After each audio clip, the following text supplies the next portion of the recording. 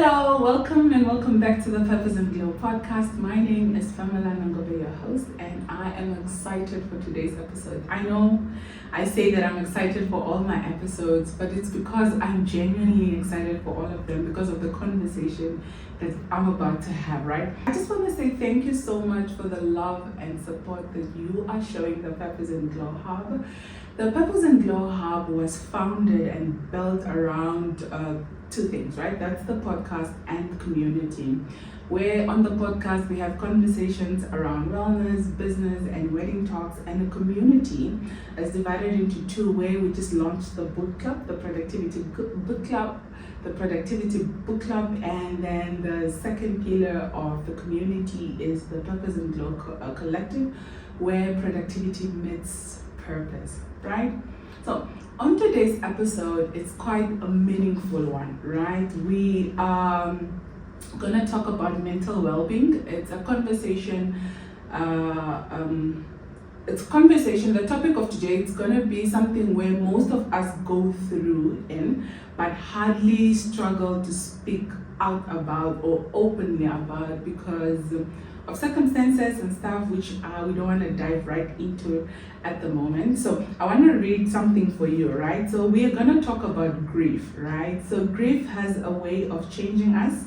It shifts the way we see the world, how we see ourselves, and sometimes the direction that our lives take, yeah? But within those difficult moments, there are stories of resilience, reflection, and strength. So today, I am joined by an incredible guest, who is courageous enough to talk about her journey, her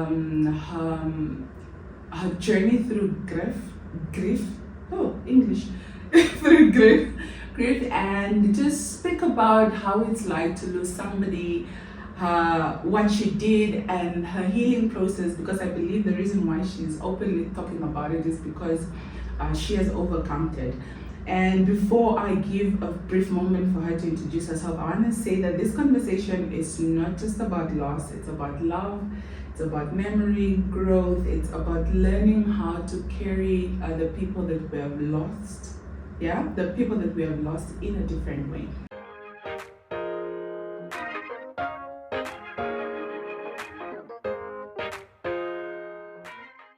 So, Lucia, thank you so much for having this conversation with me. Okay, for those that do not know you, would you please give a brief introduction about yourself? Okay, so hi. My name is Lucia Stefanus. Mm-hmm. Some people call me Shange. Mm-hmm. Others call me Lu. But yeah, Lucia. I'm a wife to my lovely husband, Mr. Stefanus. A mother to my lovely daughter, Ooh. And a friend to my many friends. Well, not so many, but very meaningful friendships I've made. A big sister to my big sister. And yeah, that's Lucia. I mean, I'm a whole lot of things. Yeah. I try a lot of things in life, but call me Lucia. I would like to be known as Lucia. Lucia, oh, I love that. Yes. So you are Lucia. Yes, just Lucia. Just Lucia.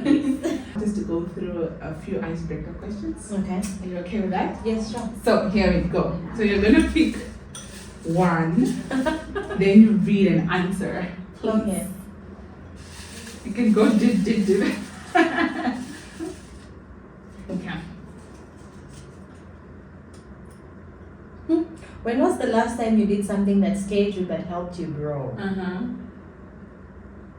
When was the last time you did something that scared you but helped you? Can I ask for clarity? Just something that you did that was quite scary but helped you become the person that you are today. Said yes to becoming a mom. Anybody that knows me knows that has been my biggest fear in life. Oh, Yes. Why? You see, growing up, when you're told as a girl child growing up in a Christian home, you're not supposed to be playing around with boys. You need to preserve yourself until marriage, and it's a thing of you can't get pregnant. You shouldn't get pregnant, right? So it when the fear of falling pregnant went with me. I went with it, or it went with me into my marriage. So yes, saying yes to becoming a mom was the last thing I did, and it has helped me grow so much. Oh, I know. Motherhood changes you, right? I don't think it changes you. I think it amplifies you. Oh. I don't think it changes you. I think it amplifies you. Of course, there are certain parts that you would be introduced to yourself. Yeah. But I wouldn't call it change. I would call it being amplified and just learning a lot of new things about yourself. True. And relationships, not just yourself, the relationship with yourself and the relationship between you and your spouse, and the relationship between you and your siblings or your friends. So that's what motherhood does. True. Yeah. True. I love your choice of word.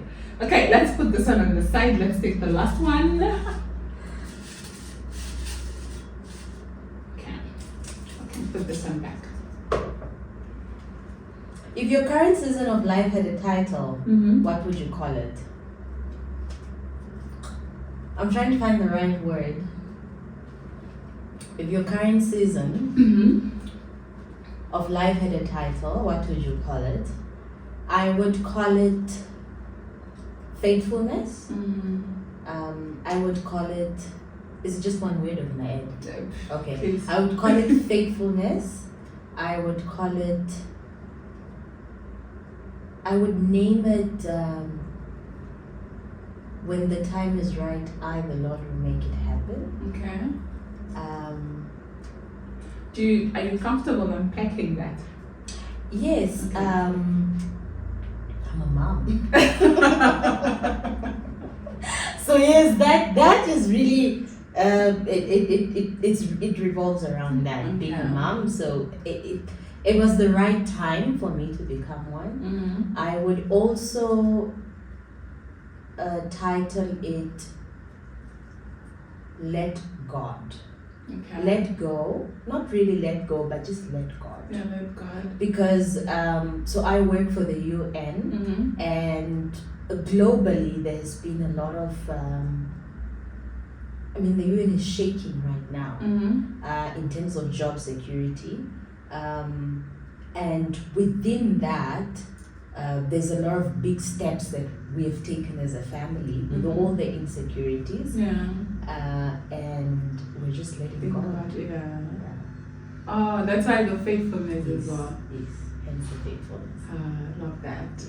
Love that so much. Thank you. You're welcome. So let us gonna shoot straight, right? Okay. So take me back to your childhood. How was childhood like for you growing up? Childhood. So my childhood is separated in about 4 parts. Okay. So the first part is the part where I was a very little girl, growing up with my mom, my stepdad, and my cousins from both my mother's side of the family and my stepfather's side of the family, and then my sister. And then my sister. Our house was always full. We grew up in Ongwediva, Hanover. So our house was always full. We grew up with an abusive stepfather. He used to beat my mom a lot. And if you're not careful, if you're close by, you'll be beaten as well. And our helper, or our auntie, later on when I was, I think, in the beginning of primary school, my little brother was then born. So then we had an aunt that used, or a helper, we used to call her Mekone, or that's Mekone, so she also then used to live with us. So that was on Wediva, I think, for a good, I don't want to say the years because I might get them wrong. Okay. My mom later then got divorced, or then divorced my stepfather. We lost our house in Bolivia.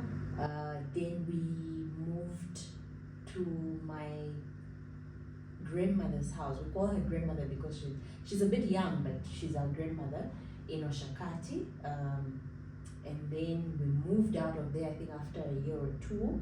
We moved to a garage close to where my mom used to teach at a school. And then thereafter we moved out of that garage, or before moving to the garage, I then lived with one of my aunts in Walvish Bay for about a year. And then after that, during that time, my mom and my sister and my brother and my other cousin were living in a garage inside the school where my mom used to teach. It's like, it was a garage.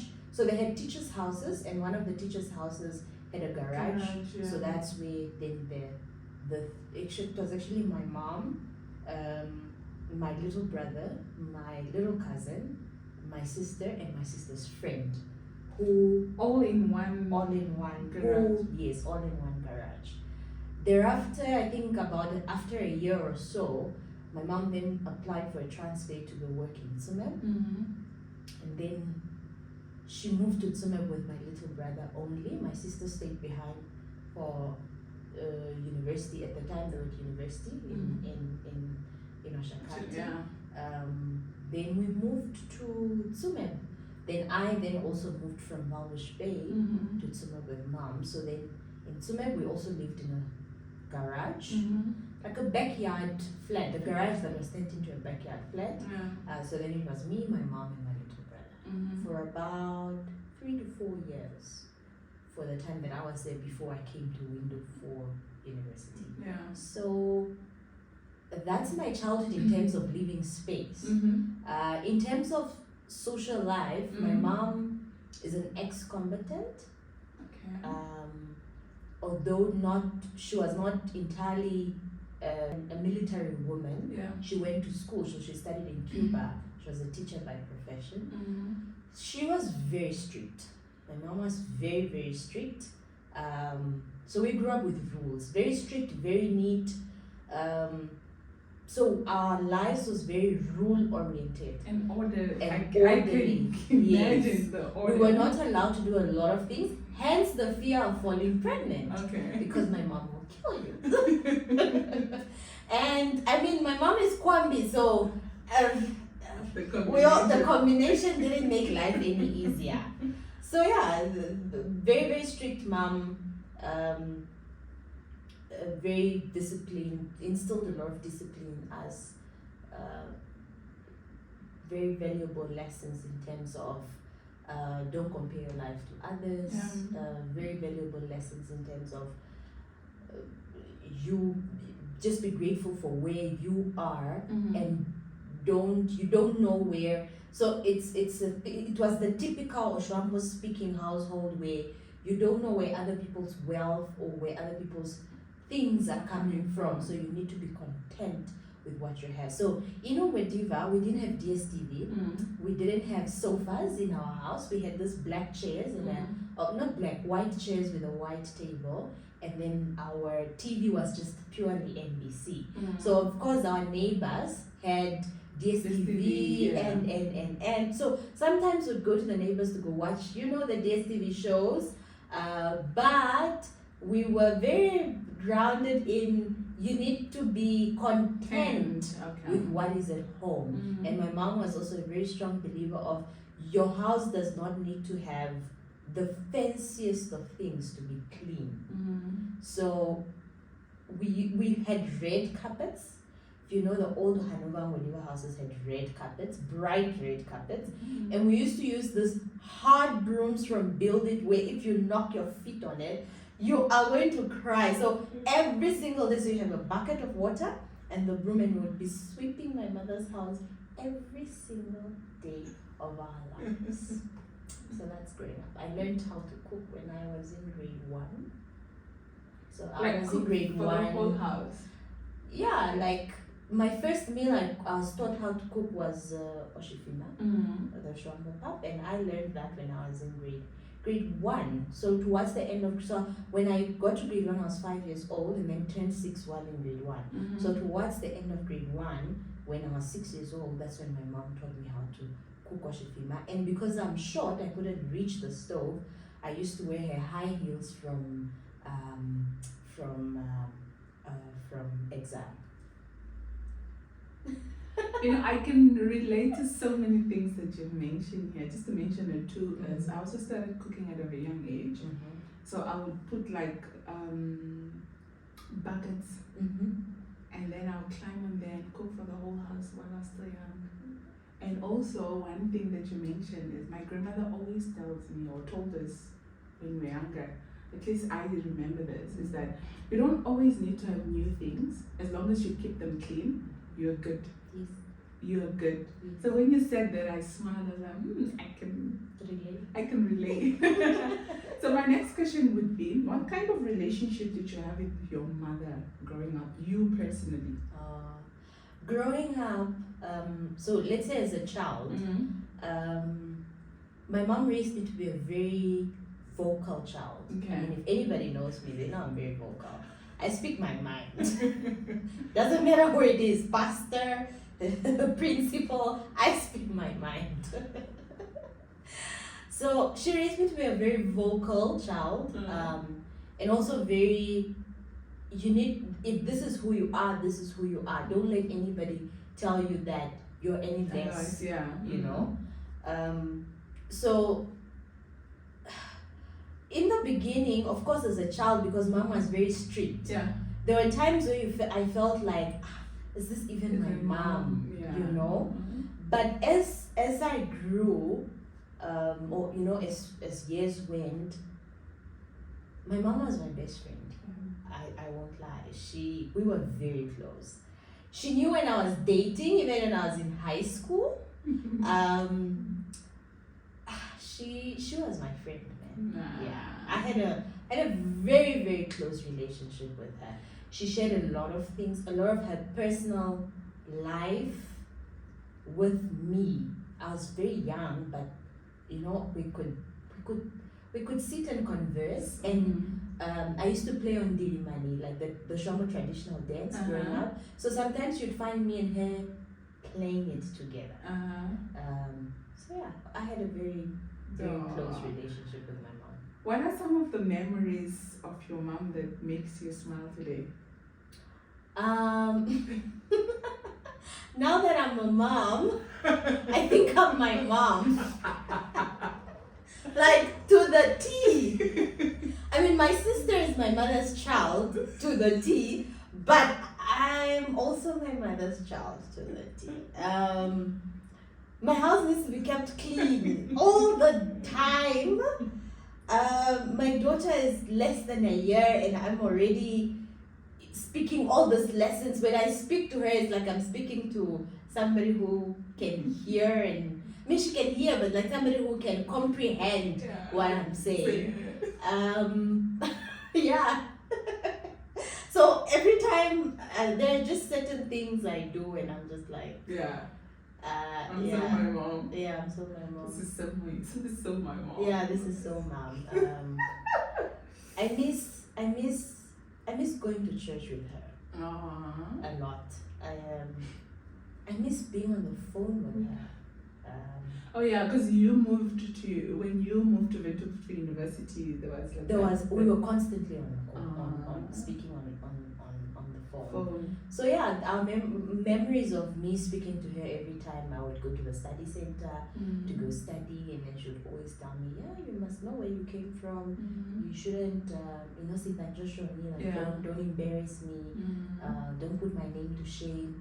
You're the firstborn. Technically, not really the firstborn, but yes. Biologically the firstborn, but not really biologically the firstborn, but I'm not the firstborn. So don't put my name to shame. You need to, be an example to your little brother, and she would always say your life is in your hands. My mom she beat us for a lot of things, but never for not performing well in school. Cool, okay. She would always say, I saw your report, you people are just eating my food here for nothing. But you must just remember your life is in your hands. That's all she would say. And that would pierce so deep that, you have to pick up your socks. So in short, those are some of the memories I cherish or I remember about my mom. Okay, so can you maybe take me, we already know it's your mom, the mom that we spoke about, losing your mom, right? It's a life-changing experience. What was the period of your life like when you lost your mother? So I lost both my mom and my little brother, for context. Oh yeah. Yes. I lost both my mom and my little brother. The period was a joyful period. I had just graduated. So my mom had just came for my graduation. That was my first qualification at UNAM. And I mean, it's pride and joy of every parent to be in safari. The way they go on about safari. Yes. And if you know parents safari, it's like a big thing. Yes, it's a big thing. I mean, I think even for me, she must take me to safari. I mean, the pressure is already there now, but she must go to safari. It might not be the safari in Namibia, but I must go to the hall. See what I say of my mom? But so it was a very joyful period of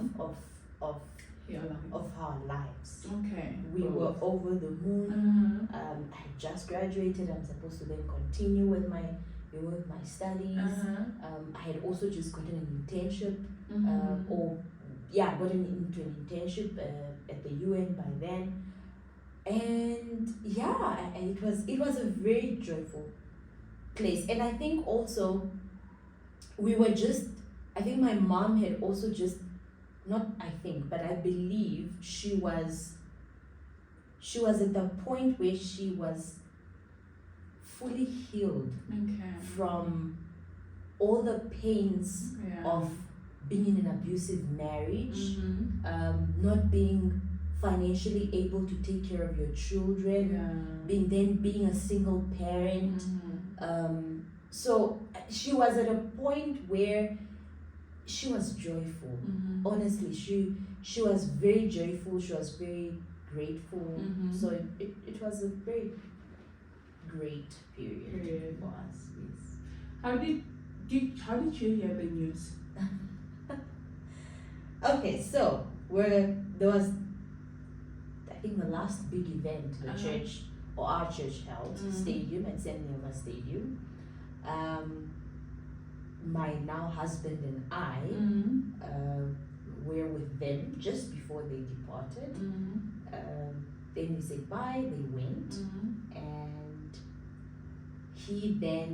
we then also left the stadium. We went to his sister's place, that's my sister-in-law.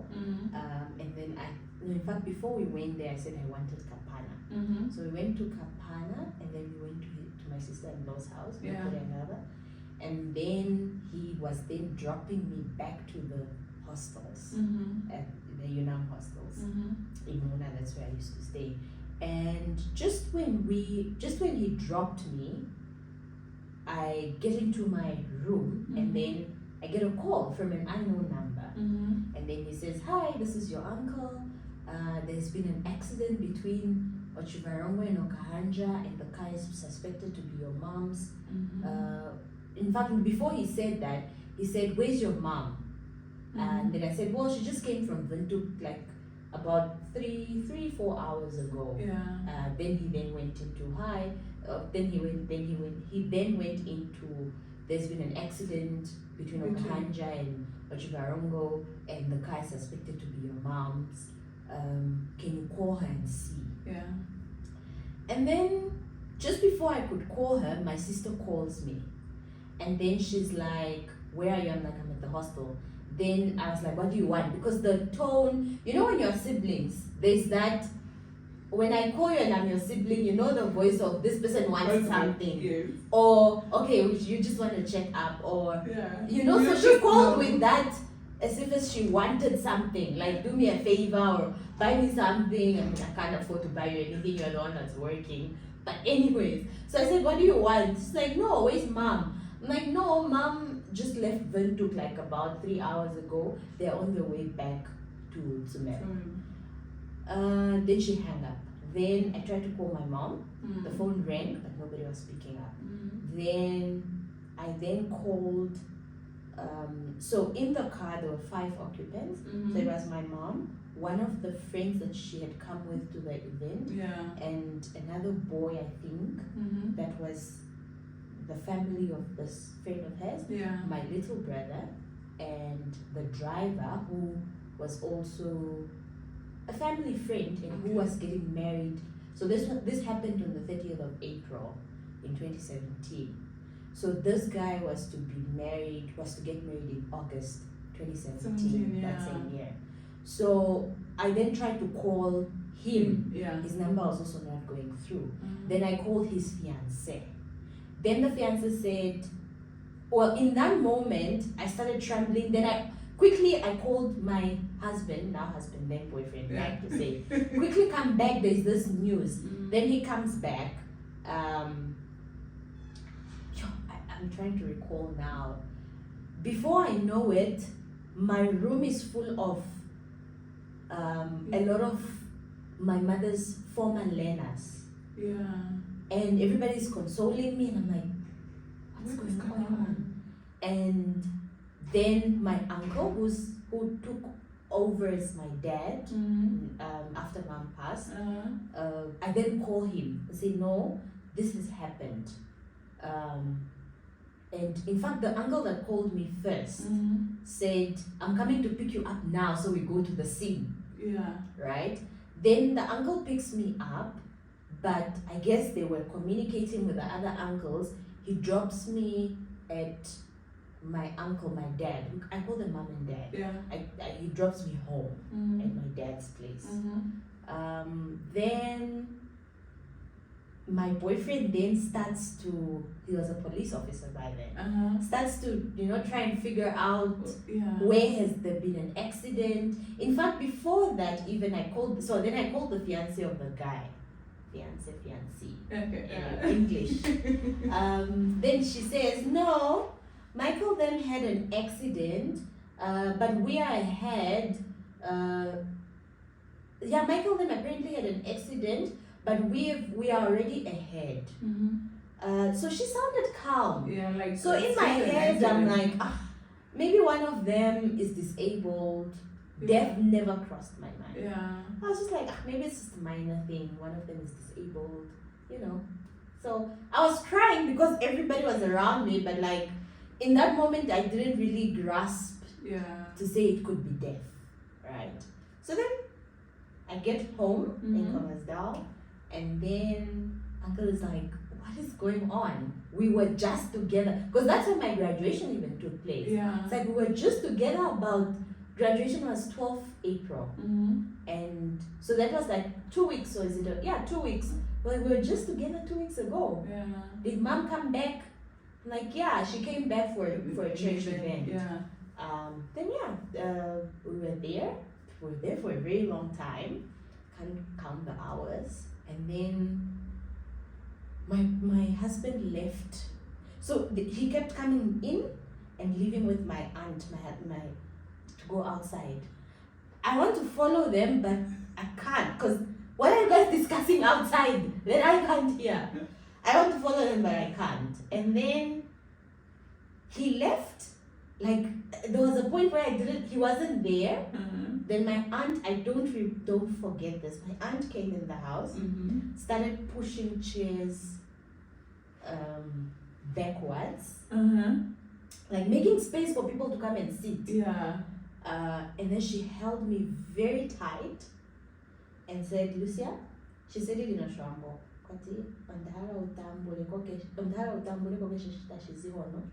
kushano shiwinai, kushano shiwanawa.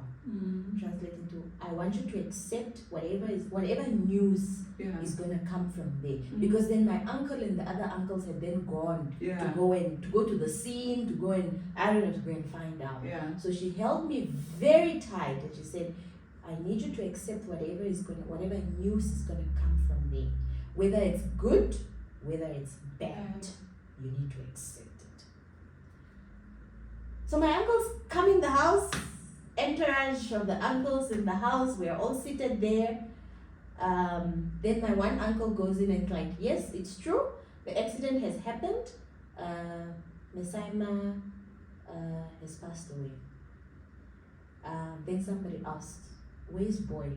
Then I said he was in the car. Because then they said 5 people died in the car.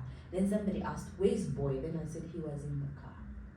Then I think an aunt started screaming. Yeah, and that's how I found out my mom and my little brother were gone. So all 5 of them? All 5 of them passed away in that accident. So it was a head-on collision with a bus. Oh. Yes.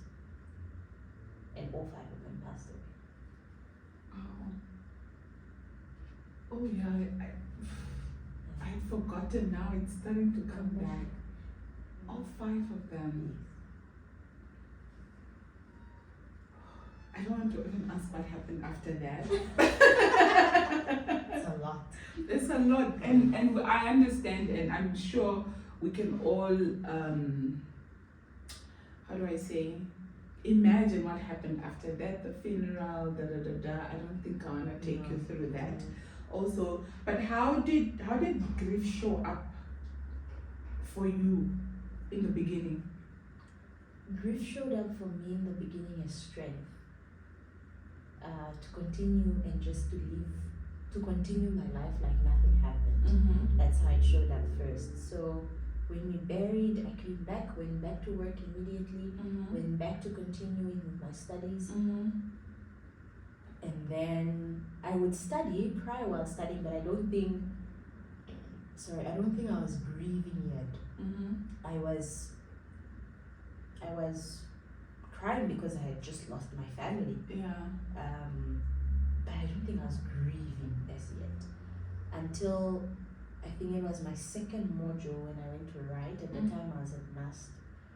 And the invigilator that gave me the question paper, when I turned and looked at her, all I saw was my mother's face. And that's when it started. I wrote that exam, I passed it, how I don't know.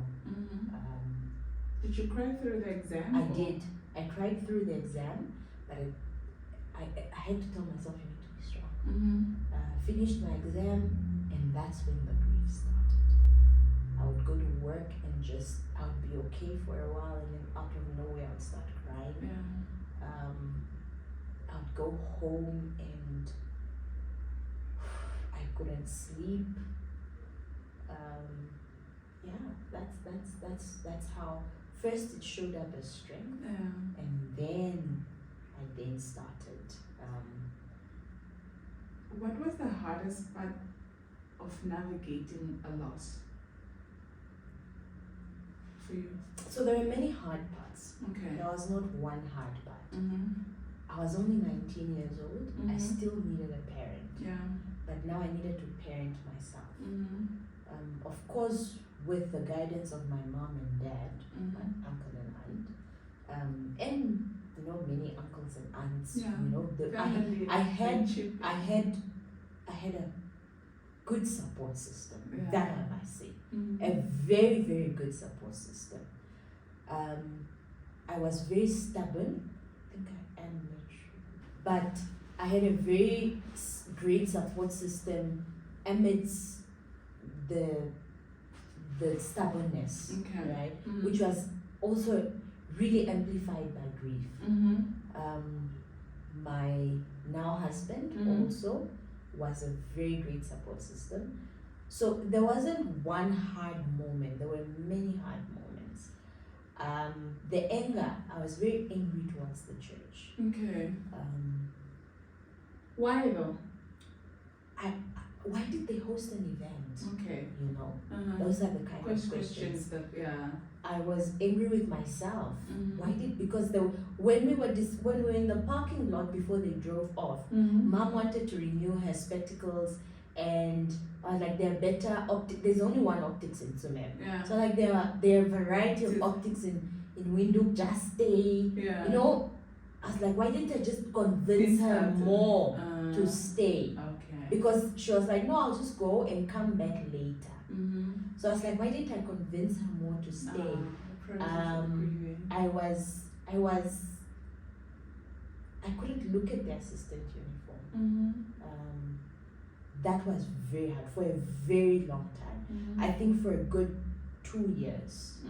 I would go to church, yes, look at the uniform, but I just couldn't. I stopped wearing it myself. Because she died in the assistant uniform. When I identified the bodies, she was still in her uniform. So yeah,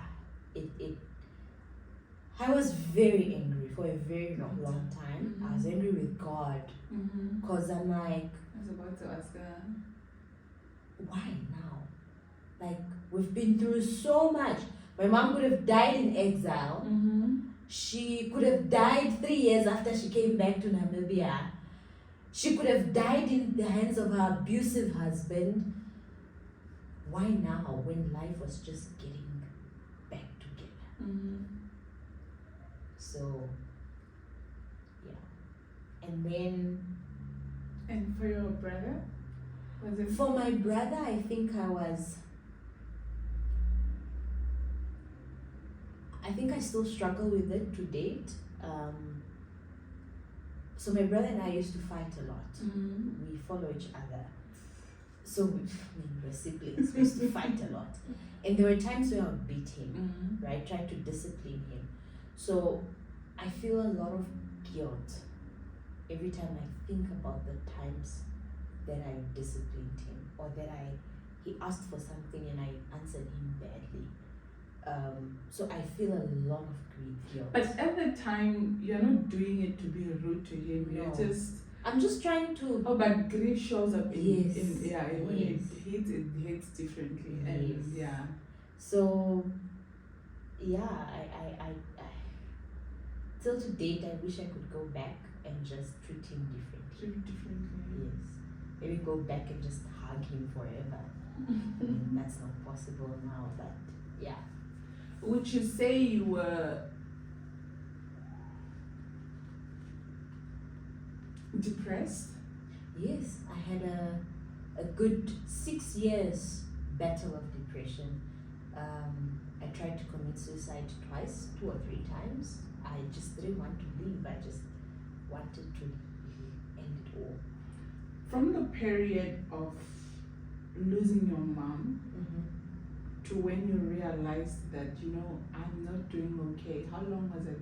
Because you said that first it turned up as strength, and how long was it? Would you say, is it a year? No, I can say, so work organized a psychologist for me immediately when I came back, right, from the funeral.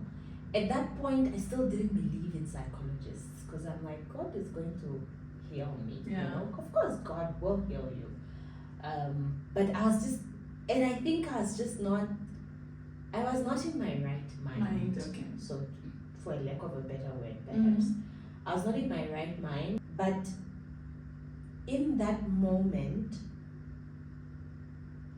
I knew I was going down, I think about 7 months later. 7 months later, that's when, because then I saw a psychologist, then I saw a psychiatrist, because then I was not put on antidepressants and sleeping medication because I couldn't sleep. There were nights where I would cry myself from dawn to dusk, from dusk to dawn. Like dusk to dawn. Yes, from dusk to dawn. So I cried a lot. So 7 months later, that's when I realized that I think that's when I could comprehend to say, What is I happening? think, Did you try to seek for help? yes. Just from your own, for you as a person, not work organizing something. Mm. When you realize, you know what, I don't think I'm okay, did you? Yes, so the psychologist organized by work was only paid for or free for is it 6 or 5 sessions? Mm-hmm. So I did my 5 sessions, and then I was also with the psychiatrist, I think, for 2 sessions. Mm-hmm.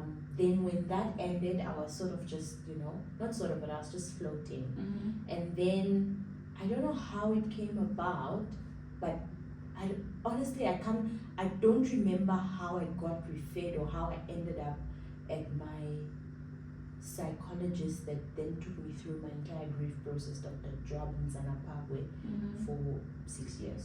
Okay. So I don't know how I ended up at his office, Mm-hmm. but I think I ended up at his office 7 months later after the loss. Okay. Yes.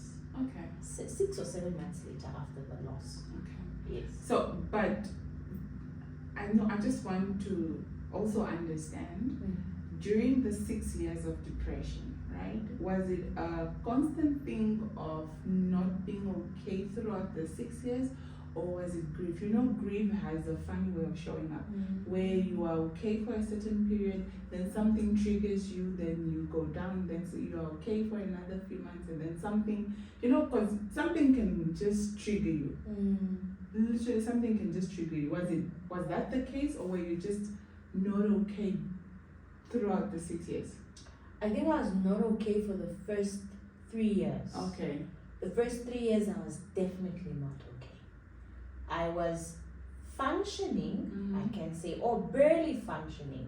I was going to work, mind you, I was still going to school, but I was not functioning. I then started failing at school. So I failed my modules. My degree at NUST, I did it. It's supposed to be a 3 years. I did it, I think, in 7 years. Okay. Or is it 6 years? So I would fail terribly because I would be at school, but my mind is not there. Sometimes I would even cry in class. I had amazing classmates also, both at UNAM and at NUST. So for 3 years, I can say I was definitely not okay. Sometimes I'll be walking and you could see that, no, this person is not okay. Okay. I think then after that, I then had episodes of not being okay. Then I would be okay, then something triggers me, then I would not be okay, then I would be okay, things like that. Yeah. So, but the first 3, I think 3 until half of the 4th year, I was gone, like completely gone. That's when the suicide attempts were also, Did you try to commit? Did Yes. you attempt? Yes, I did. Twice, 3 times. The first time was an overdose. The second time was also an overdose on tablets. So, funny enough, in as much as I was angry with God, I was still going to church. He's the one person you could rely on also. Yes, yes. I was still fighting with him. I was fighting with him. There are times where I'll be in church and I'm literally fighting with God. I'm like, yeah, but when, like, I'm literally having a conversation, but we're fighting. I'm like, yes, but why did they have to die? But why couldn't you just, but God, why? So what do you expect me to do with my life now? Okay, so 3 years from now, what's going to happen? Like, I would have this kind of conversations with him. Would you allow him to answer back, or were you just the one? No, I was just the one talking. I think he was answering, but I was not listening. Not listening. I was not interested. Interested. Yeah. What helped you begin the healing process? What made you like, you know what? Well, therapy. Therapy helped a lot. Yeah.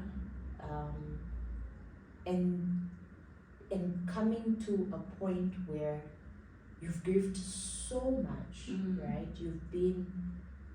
You have mourned, right? I I think it's time 6 years. where you accept. Now, I have a very big problem with acceptance, generally. I accept. Acceptance comes very hard. I think it's one of the hardest things for me to do in life. Even now, as a person, it has always been like that. I think if I think back as far as I can remember, I accept things very hardly. So therapy helped a lot, but I had to come to a point where I needed to accept that, look, this has happened, you need to let them go. So yeah, when I then started to tell myself and to accept that I need to let them go, that's when I started seeing a lot of improvements in myself as well. And yeah. Were you eating during the? I was eating, yes, but one meal a day would be enough. Okay. Some days I wouldn't eat. So I became very thin. So another thing depression did, we talk about grief and depression so loosely in society, but these things are very brutal to not just one's mind, but also to your body. So I lost so much weight that I weighed about, I think the highest I would go was 45 kgs. I never went anything above that.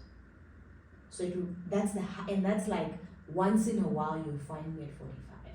Other times I'll be 41, 39, 38, 37. I was just there. 37, 38, 39, 40, 41 sometimes. If I'm at 40, I'm like, wow, I've gained weight.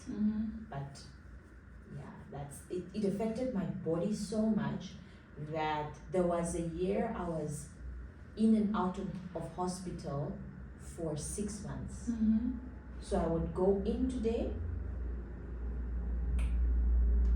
spend maybe 3 nights, get out, spend only 1 or 2 nights at home, then go back in. So I suffered from a lot of psychosomatic disorders. So then I got a lot of gastritis, I got a lot of tonsillitis. Like I just had funny illnesses, but it's from the psychological issues I was facing. So they're then called psychosomatic disorders. So for a full 6 months, I was just between hospitals. Oh wow. Yeah. So my friends would get me, take me to the hospital today, get me out tomorrow, or after 2 days, then again, take me back again. So it was just like that.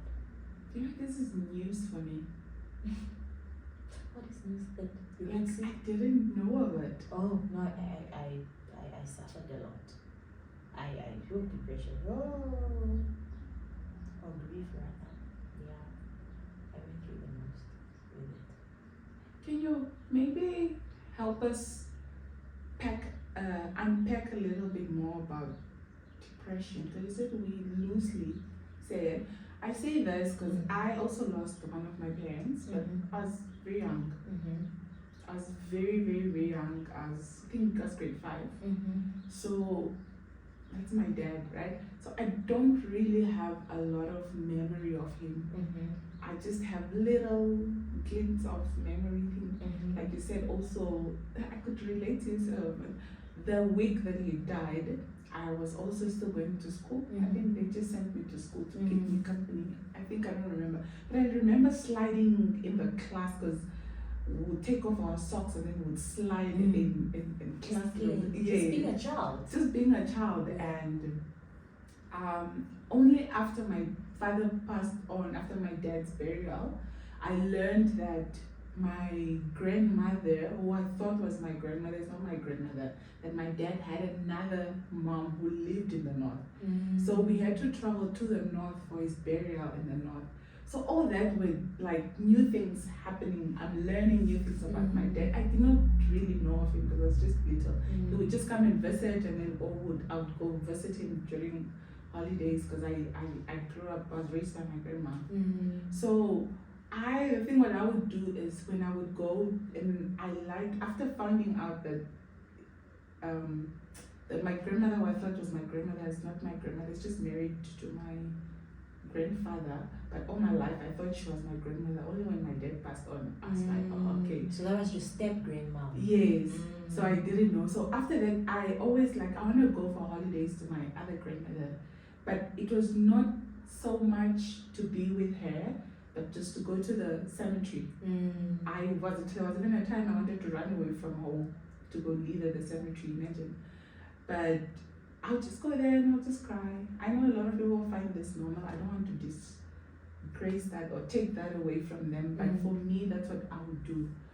But that is when I was younger, until I came to God now and I realized but my grief is not the same as yours, because you up until the years of 19, that's a long time. You have a lot of memories of her.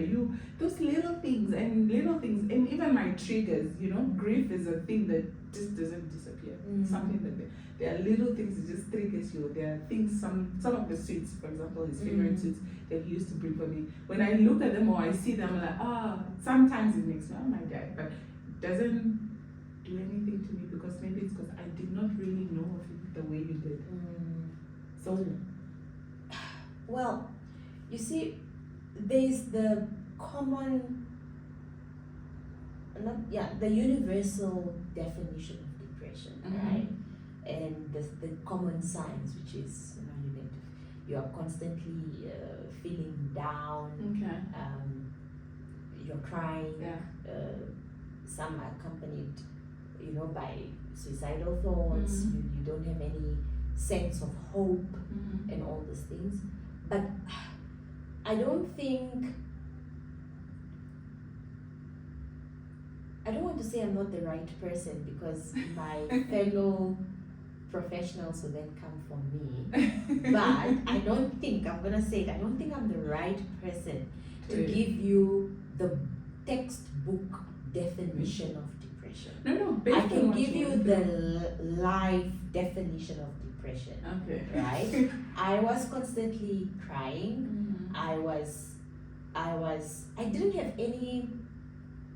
any joys, right? I didn't Nothing have any. major. No, nothing really made me.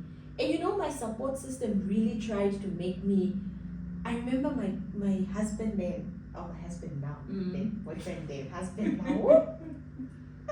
My husband would try and take me to lodges, take me to places. He would just, really try to keep me, Joyful, just bring some light. Yeah. But I would be happy in that moment, but in the back of my mind, I'm still very sad. So my diagnosis was major depressive disorder. So MDD. So that was my diagnosis, right? It was very severe, right? Then it was then coupled with a lot of suicidal thoughts. I had no hope in life. Funny thing is, I don't have any hope in life, but I was still going to school and going to work. But it's just because it's routine. I need to do it. To do something. So I need to do something to keep me busy. I don't know. I don't know if I can really verbalize. I understand. For somebody to, I don't know, But from the moment you're like, you know what, Lucia, I need to accept and move on. You said there were changes. What was the first change? You're like, oh, you know what? I think there's progress here. I was comfortable sitting in church. Okay. Yes. I was comfortable looking at an assistant and not see my mother's face in a uniform. I can say the smell of the mortuary. So I had to, the following day, after then the whole death was confirmed to my family. So the following day, we had to go and identify the bodies, because then the bodies were transported from the accident scene to Windhoek, to the Central Hospital mortuary. so I had to go and identify the bodies. Mm-hmm. Of course, we went to family, but I also went in. So the smell of the mortuary never left me. So the smell of the mortuary then started to leave. Mm-hmm. I could close my eyes and smell the mortuary. That started to leave. I started to become happier. Happier in the sense that I would speak about them and not cry. Right? I'll speak about them and I'll speak about them and it's normal. We started making jokes about the things mom would say or mom would do with my sister. I was less in hospital. Mm-hmm. Like my body in terms of physical health improved a lot. Mm-hmm. I started sleeping. I could sleep a night full. And all that from just making the decision that, you know, From working through to coming to that decision. Yeah. No, there was a process to get Yes. into that, but that also just telling yourself, you know, Yes. I think I should let them go. Yes. And all the techniques used in therapy. Yes. And also throughout then, I think a greater part of it was, not I think, but the greater part of it was I had a lot of shift in purpose Mm-hmm. In terms of career. So I then enrolled in a honors in social work at UNAM. And when you go through that honors program of social work in UNAM, it works on you before you can actually start working on your clients when you get out into the field. So a lot of the training is more of, yes, you are being taught on how to go and help the society, but you need to, it's like it's replicating to you first, and then, so a lot of my healing also was going through the social work program. A lot of it. It received a lot of, and I started, you know, with a lot of things just made sense also. And yeah, just going through that program really brought a lot of closure, if I could say that. Like a better way. Yeah. How has the journey changed your understanding mental health and emotional well-being? The journey that you went through, how do you understand it now? How do I understand it now? I mean, I've got the full understanding of it in terms of the psychological part of it, mentally. I don't just know it, but I also know the textbook wiring of whatever is up there because of the program. Physically, I also understand it. Socially, I think it has taught me to show grace.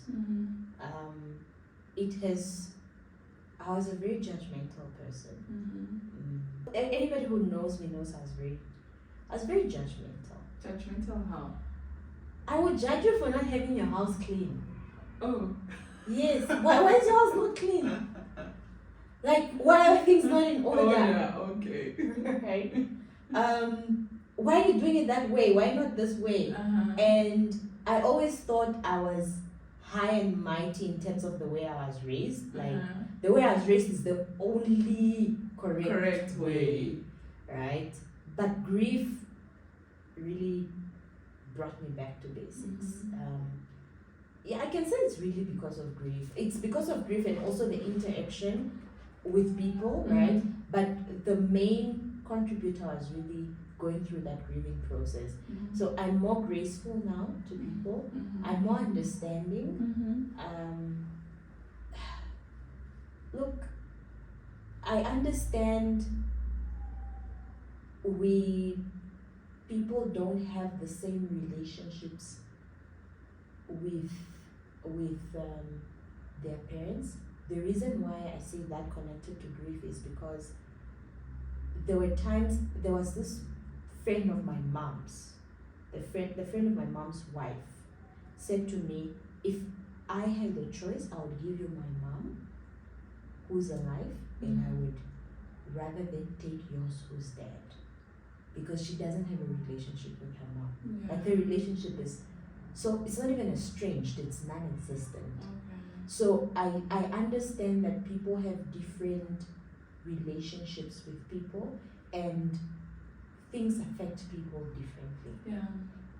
I always give an analogy of, right now somebody can bring us a knife and the precisions will be the exact same precisions, where we're told to cut right there, same vein, same place, we'll cut ourselves, same time, same split seconds, whatever it is, but we won't feel things the same way. I might start bleeding immediately, you might bleed 2 minutes later after the cut. Yeah. My blood might be more, or your blood might be more. So A lot of things, okay. we don't. I've learned that people process things differently. People, we're not the same. I'm more graceful, so to say, and I've also become very, what is the English word? Like reflective. Also because of the social work discipline. So I'm very reflective. Maybe a little bit too much, because I tend to, even now in marriage, I tend to over apologize, because then I'm never looking at what he could have done right or wrong. I'm always looking at how could I have responded, either like I could be right, yes, but like maybe you could have said it in a more graceful manner. So yeah, that's how it has changed me. I had a guest on a few months ago, since it's last year, this year. She was talking about, we're talking about purpose, right? She gave an analogy of, or she was giving examples of, purpose is usually found in hardship. Do you think you found purpose in the grief that you went through? Yes, definitely. I did find purpose in my grief. So there is always a good in the bad. I found purpose. I found it cemented my relationship with my boyfriend, now husband. It cemented my friendships. I've created lifelong, for as far as we are alive now, friendships in that, or relationships in that process. So I can attest to that. You do find purpose in hard moments. Yes. I found my purpose in my grief. Yes. Now that you are out of it, you see different. Do you see the lessons or what God was trying to show you or tell you in those moments? To be honest, I still don't know what God was trying to tell me through this grief. I think about a month or 2 months ago, I asked him, or rather, not even a month, it's about 11 months ago if I'm not mistaken, around about the time my daughter was born. So my daughter had a miraculous birth, to say the least. And in that process, I asked God, what else do you want to teach me? Right? But then one day I was sitting and I was asking myself, you asked God, what else does he want to teach you? But do you know what he taught you in the other times? And my answer was no. So until today, maybe he's speaking. There are a few lessons. Okay. But I strongly believe there's a bigger lesson that he hasn't revealed to me yet. Maybe it's not, or maybe I'm waiting for this bigger lesson, but I'm not getting it because maybe it's not there. right? Like there are sometimes we those small feel like lessons. God wants to make this big thing. Mhm. But also in just in that little thing, God can make it big.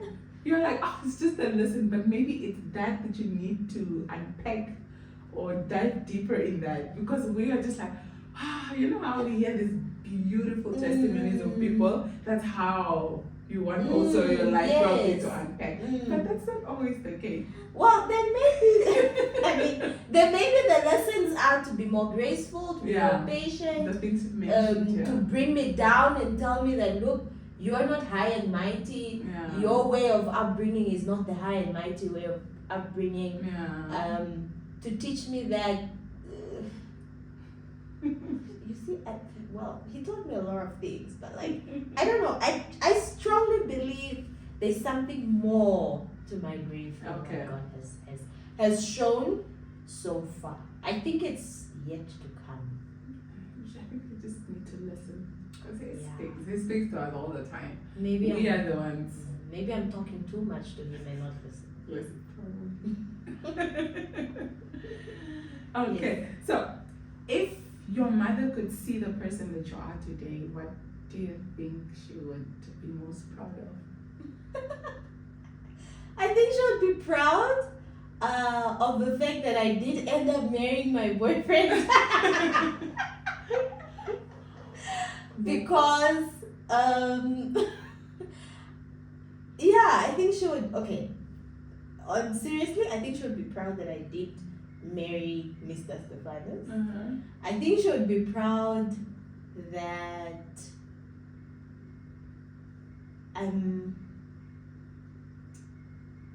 I didn't lose. I can proudly say I didn't. I mean, this is a whole conversation for another time. But I think she'd be proud of how I handled her inheritance.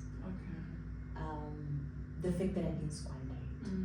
I think she would be proud of the fact that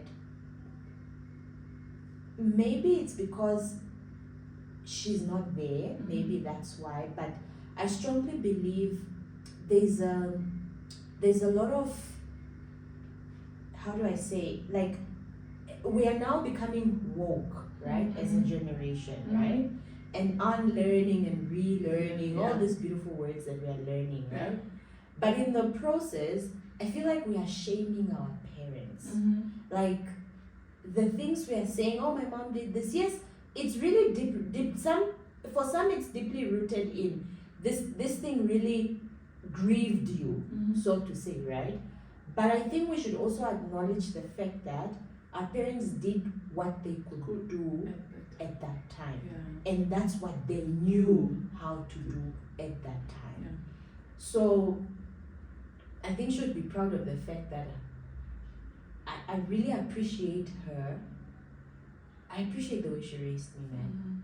My sister always says, she said it to me last year. She's like, yo, I think I appreciate, I didn't know I would ever say this, or rather I didn't know what mom was trying to teach us until now.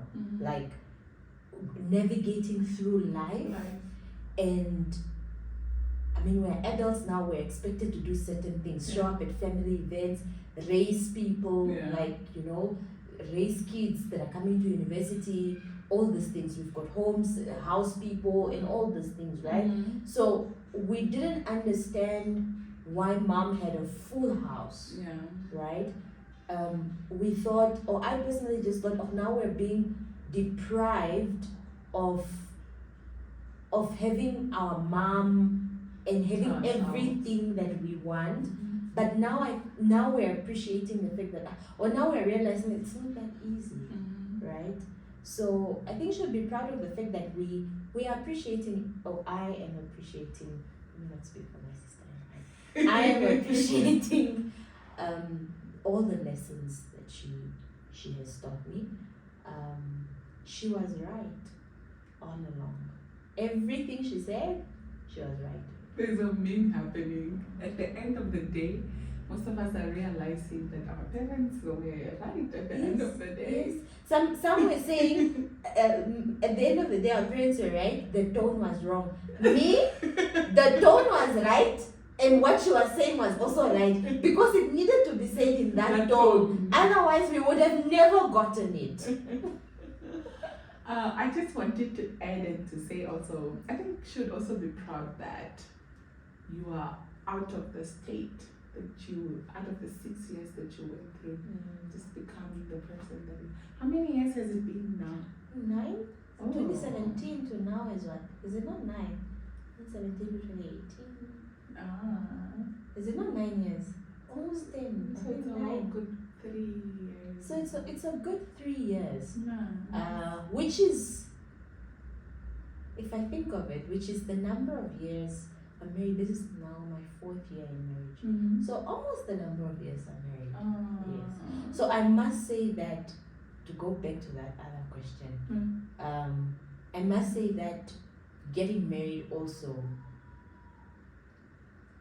just brought me joy. Like building a family of my own. Yeah. It also, like, it unlocked. I think it was the final straw. I can say it was the final straw to getting completely out of that grief and depression process. Just that, creating my own family, and that. Oh, beautiful said. So, what advice would you give to somebody who is in the process of grieving, or just on their journey to start healing? Grief. That's what I'll say to you. Grief. As much as long as you can. Because grief has a funny way, you've said this, of showing up. And if you don't grieve, you can bottle it up. Yeah. It will come back. It will catch you. You can't run away from grief. True. You cannot run away. You will be 50 years old, mourning the death of your mother who passed away 27 years ago. You will be so confused, because at that point you'll be like, what's wrong with me? Right? You'll be so confused because you're like, why am I crying? Why am I feeling sad? Why am I lashing out on everybody? Right? Why don't I want people to talk about my mom? All those things. But you could be grieving. It could be something else, but you could be grieving. Sure. So if anything, grieve. In capital letters, grieve. For as long as you need to. Feel it. It's painful. Grief is very painful. I always used to tell my psychologist, I wish I could remove my heart, put it there, and just breathe for a while. Let the pain happen, and once it's done, I can take it and put it back. Unfortunately, that's not possible. Sure. You need to feel that every straw of pain, you need to feel it. So, for anybody out there, you need to breathe. You need to go through the pain. It's painful, but you need to go through it. That's the only way you will become functional. But you need to go through it. And seek help.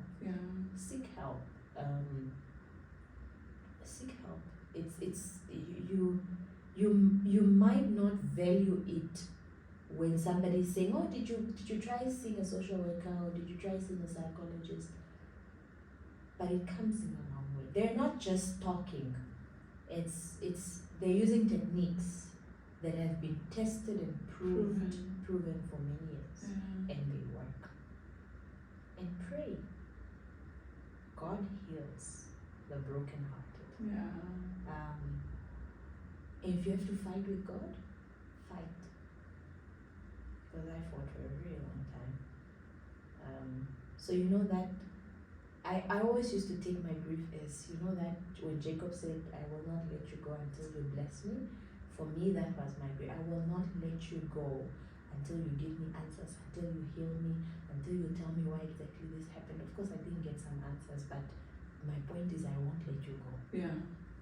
So, and I think that's also another thing my mom would be very proud of. the fact that I didn't let go of God. Yeah. True. Yeah, that too. I had my doubts, but I came back up.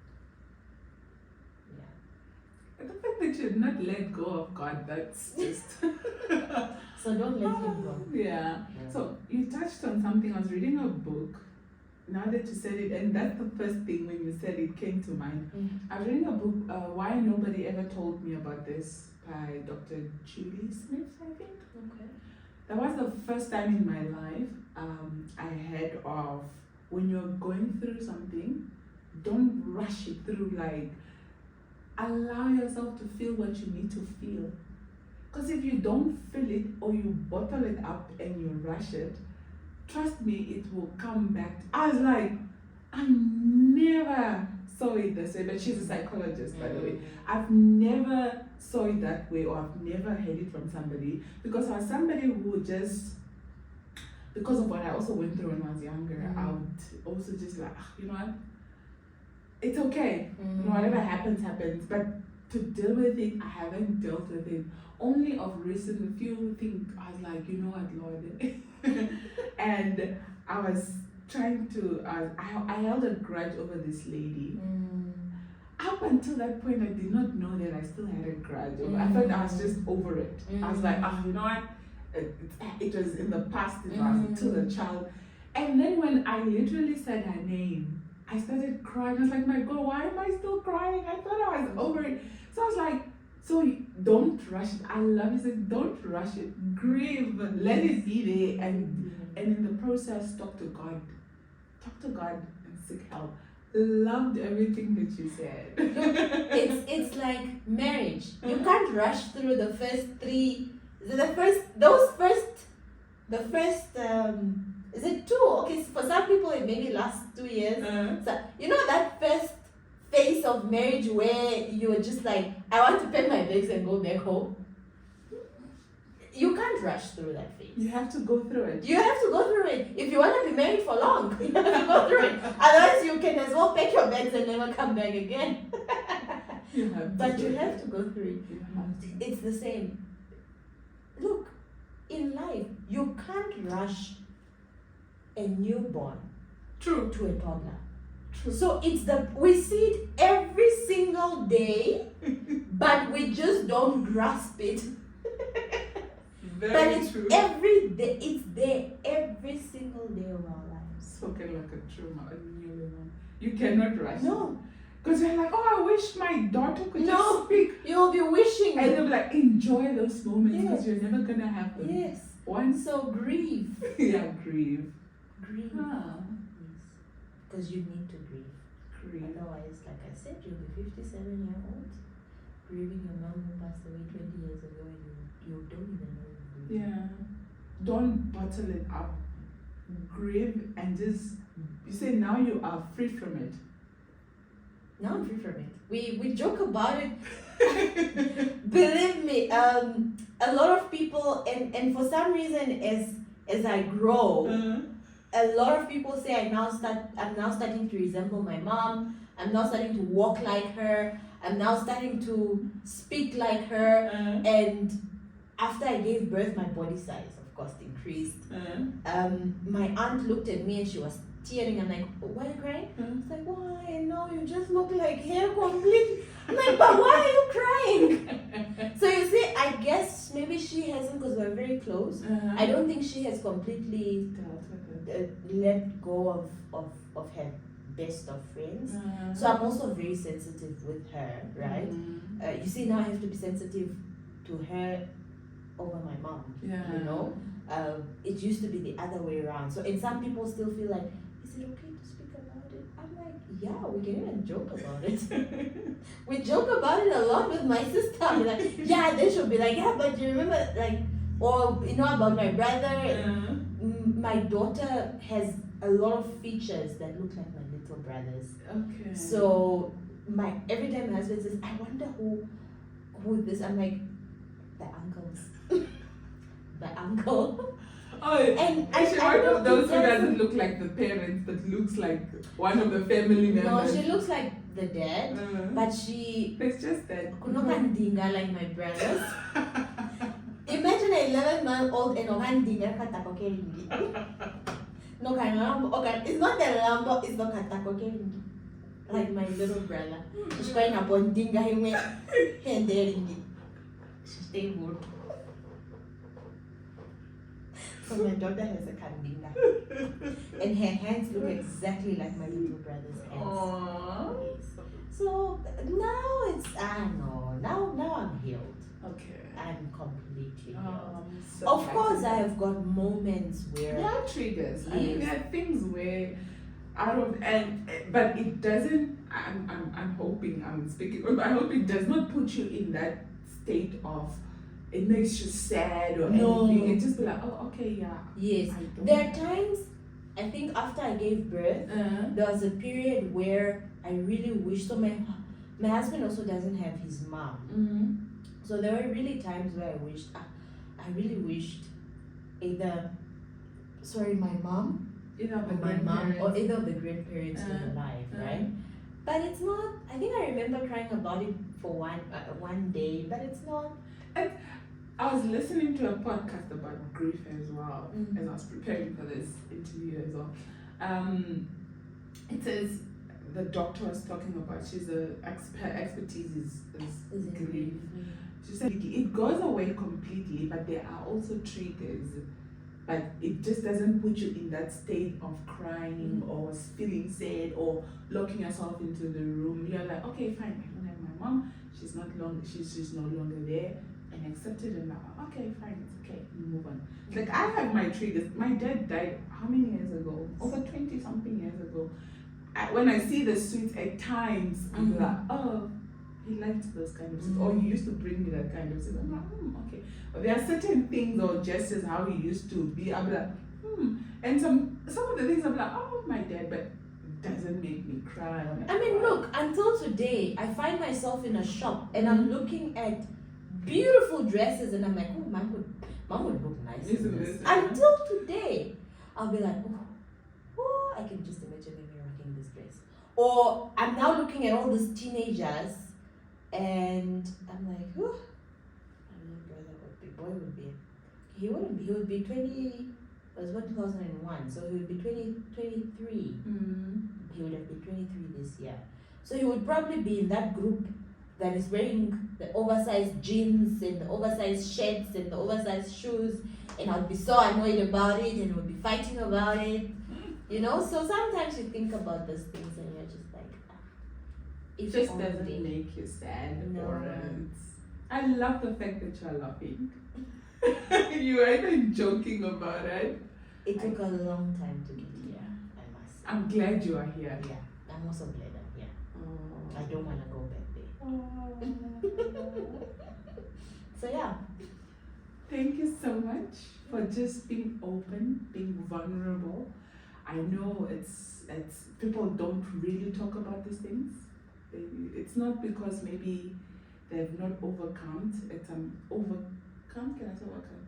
It's not that they did not overcome, but maybe because it's just not something that is not really spoken about. It's very rare you find somebody saying, no, I wanted to commit suicide, or I was depressed. Not a lot of people admit that publicly. So thank you so much for just having this conversation. I like the conversation. This conversation was supposed to be for something else.